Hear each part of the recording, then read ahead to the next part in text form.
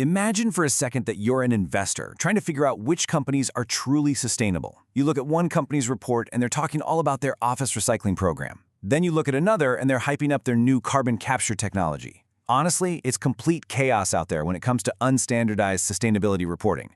It is literally like everyone is speaking a completely different language. Well, welcome to today's Explainer, where we're going to make some sense of all this chaos. We'll be looking at the global framework that finally brings order to this noise. And to see exactly how this standardization works in the real world, we're going to use the engineering and construction industry as our primary case study. To do this, we'll be moving through 5 key areas today. First, the SICS classification system. Then we'll look at the infrastructure sector, dive into engineering and construction, explore key sustainability metrics, and finally, wrap up with ethics and climate risks. All right, let's jump right into Section 1, the SICS classification system. Okay, let's really dive into this. To make sense of everything today, we're going to take a bit of a funnel approach, starting really broad and then zooming way in. The Sustainable Industry Classification System, or SICS for short, is essentially the overarching macro-level map for sustainability reporting. We all know a one-size-fits-all approach just doesn't work, right? So instead, this framework sets out 77 entirely industry-specific accounting standards. It categorizes businesses based on their unique business models, their activities, and the very specific sustainability risks and opportunities that actually affect their cash flows and cost of capital. By slicing up the economy this way, it helps entities immediately pinpoint the exact guidance that applies to them. Now, just a quick note on who actually manages this map. As you'll see, the SASB standards are now under the umbrella of the IFRS Foundation.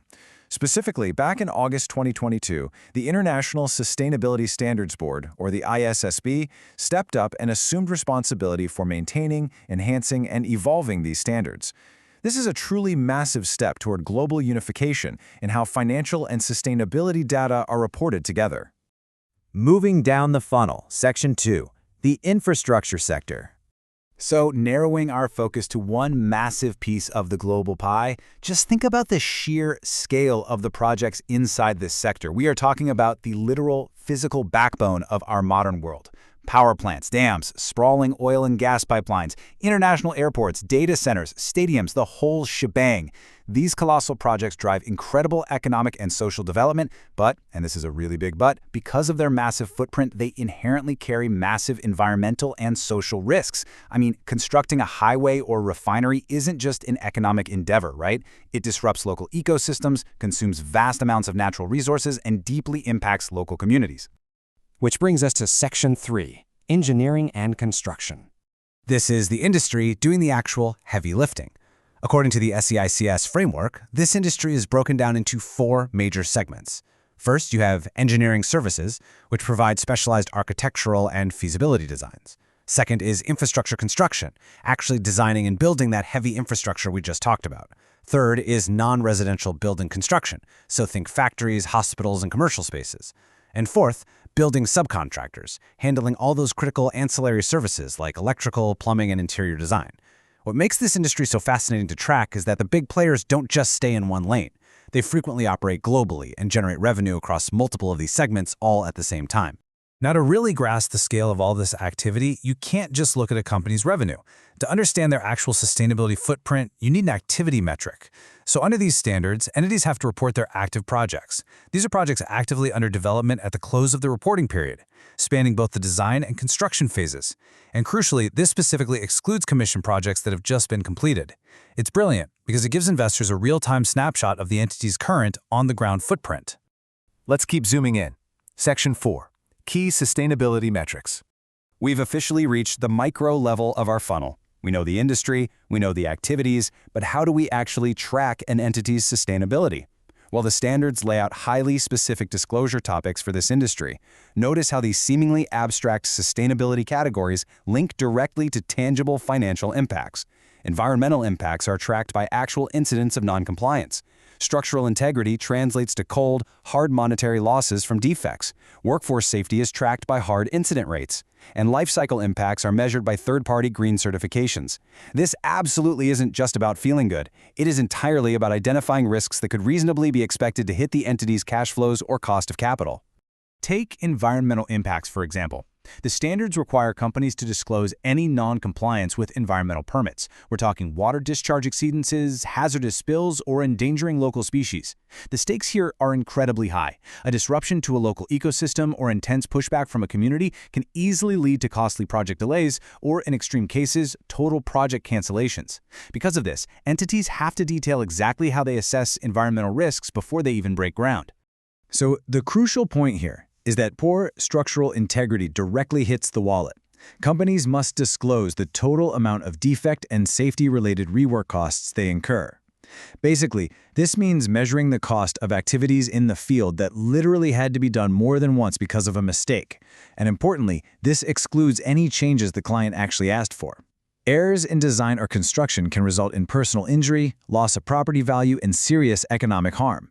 Tracking this specific metric shows investors the true cost of a company's internal quality controls, or, the lack thereof. And speaking of safety, construction inherently requires immense manual labor around heavy machinery and hazardous materials. Entities must report their total recordable incident rate, or TIRR. Now, you'll often see this calculated using a constant of 200,000. Why that specific number? Well, it mathematically represents 100 full-time workers working 40 hours a week for 50 weeks a year. Using this constant allows investors to accurately compare the safety culture of a massive global firm against a much smaller regional subcontractor on an absolutely level playing field. And this brilliantly illustrates the flip side of all this risk, which is opportunity. Buildings and infrastructure are among the absolute largest users of natural resources globally, but client demand for sustainable, efficient buildings is skyrocketing.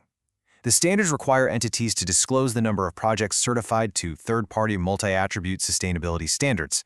Whether it's LEED, BREEAM, Green Globes, or Envision, tracking these specific certifications shows investors exactly which construction firms are successfully capturing market share in the booming green building sector. Finally, Section 5, Ethics and Climate Risks. To really understand where a company's headed, we have to talk about backlog. This is defined as the value of projects not yet completed. It's revenue that is contractually expected in the future, but just hasn't been recognized yet. For a construction company, their backlog is basically their crystal ball. And under the overarching SICS framework we looked at earlier, this metric acts as a crucial window into an entity's future climate transition risks. The standards actually require entities to completely unpack this backlog.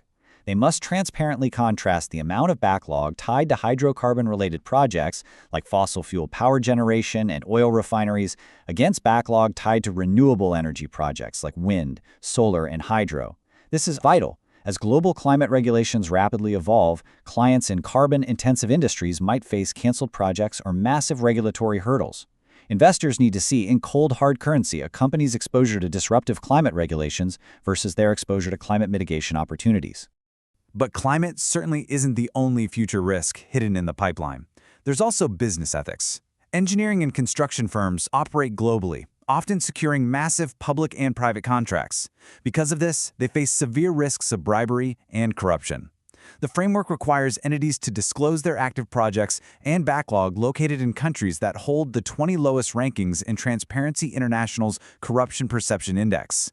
This simple metric forces companies to be completely transparent about their exposure to regions with the absolute highest risks of ethical breaches. Let's move to how these global risks build into their local legal disclosures. It isn't just about where they operate, but how they compete. Entities have to disclose monetary losses from legal proceedings tied to anti-competitive practices. This includes deeply unethical maneuvers like complementary bidding, which is submitting an artificially high bid just to create the illusion of competition when you have no intention of winning, or bid pooling, where competitors secretly coordinate to split contracts among themselves. Disclosing these monetary losses highlights whether an entity's internal culture is basically a ticking time bomb of legal and reputational liability.